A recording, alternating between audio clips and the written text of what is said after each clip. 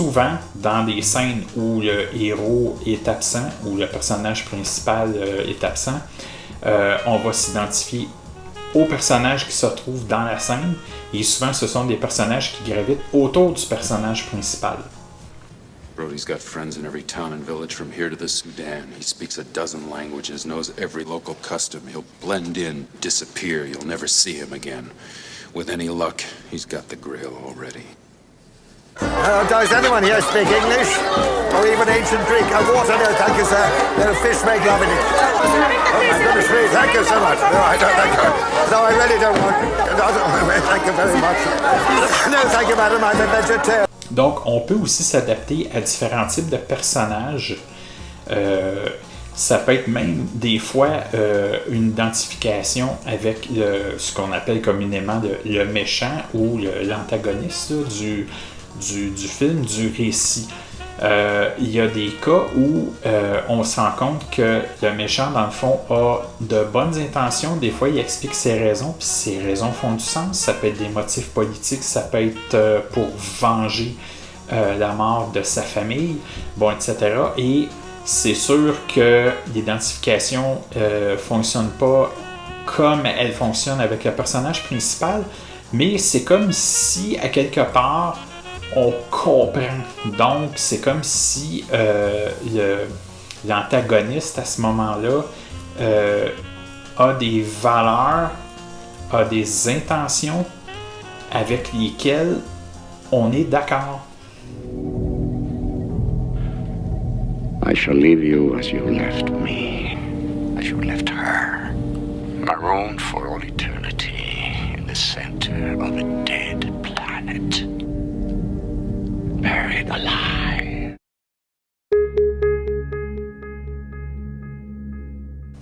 L'identification dans un film peut en fait ne pas se produire ou mal se produire même si le film est techniquement bien réussi. C'est-à-dire que même si le film est bien produit, autant sur le plan technique, ça peut être aussi sur le plan de la réalisation ou de l'esthétique, si jamais l'identification ne fonctionne pas, et souvent c'est à cause d'un scénario qui présente des personnages avec des motivations qui sont floues ou qui manquent de lignes directrices, le film risque de ne pas fonctionner.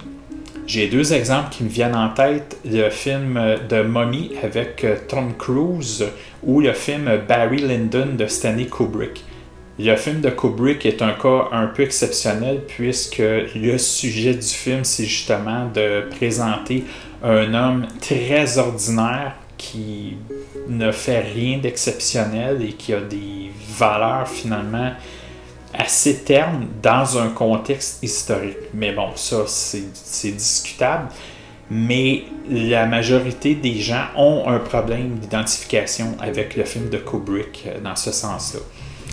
On peut par contre avoir des films qui sont sur le plan du récit, pas des constructions très, disons, élaborées, ou qui sont sur le plan technique plus ou moins bien réussis. C'est pas toujours des productions à gros budget, c'est des films qui peuvent avoir une esthétique qui n'est pas très léchée. Bref, ça peut être des films qu'on peut dire de série B ou des productions plus ou moins ratées, mais qui fonctionnent quand même parce que l'identification fonctionne, parce que sur le plan du scénario, sur le plan de la façon dont les personnages sont présentés, les valeurs qu'ils véhiculent répondent aux valeurs, aux attentes des spectateurs, et les films vont quand même fonctionner. Deux exemples qui me viennent en tête, Rocky Horror Picture Show et la série des films Twilight.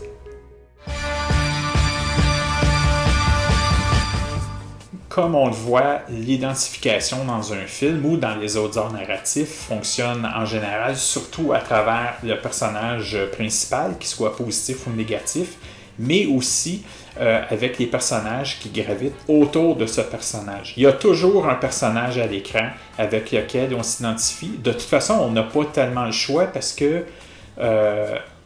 en suivant le récit, en découvrant les événements du récit, on découvre aussi les valeurs de tous les personnages, ou la majorité des personnages du moins, Et on est aussi porté à se rendre compte que les personnages véhiculent nos valeurs ou vont à l'encontre de nos valeurs, mais que ce soit un ou l'autre, on va réagir de façon émotive avec les valeurs qui nous sont présentées à l'écran par les personnages. Allô, Roger? Je suis à Brossard. Chambre 216 du Motel Continental. Je suis avec un ami ici, là, puis finalement, c'est très excitant, alors je vais passer la nuit ici. Alors, je t'appelle pour pas que tu t'inquiètes.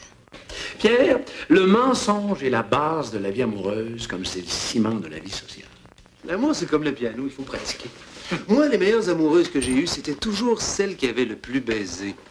Toujours. Mais toi, avec qui t'as baisé? Je sais même pas. Les Juives, les Arabes qui sentent le camphre, les Vietnamiennes qui sentent la fleur d'oranger.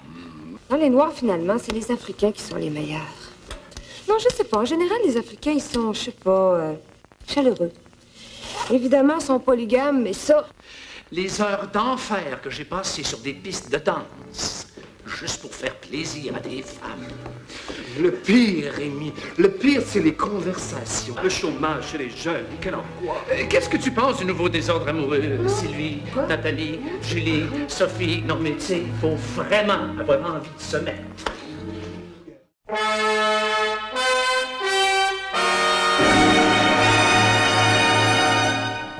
J'ai 2 suggestions de films à vous faire pour mettre à l'épreuve votre identification aux valeurs véhiculées par les personnages. Le premier, c'est Road to Perdition avec Tom Hanks.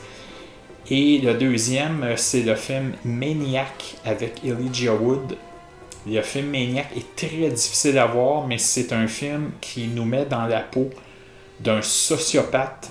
Et le film essaye de nous montrer le pourquoi des agissements du sociopathe et justement de nous faire entrer dans son monde et nous montrer ses valeurs, les valeurs d'un sociopathe. C'est un film assez exceptionnel, mais c'est hyper violent, autant physiquement que psychologiquement.